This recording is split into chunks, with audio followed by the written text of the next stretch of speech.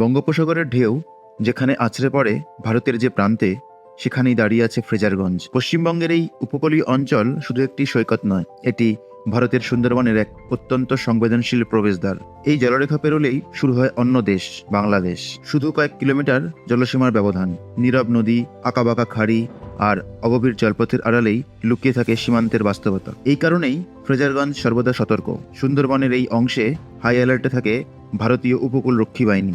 রাত দিন ঝড় বৃষ্টি উপেক্ষা করে জলসীমায় টহল দেয় আধুনিক হোভারক্রাফট। অনুপ্রবেশ, চোরাচালান কিংবা যে কোনো বেআইনি গতিবিধির ওপর কড়া নজর থাকে। একদিকে কাঁটাতারের মতো দৃশ্যমান নয় এই সীমান্ত, অন্যদিকে প্রতিটি ঢেউ, প্রতিটি নৌকার শব্দ হয়ে ওঠে গুরুত্বপূর্ণ, কারণ এখানকার জলই সীমান্ত।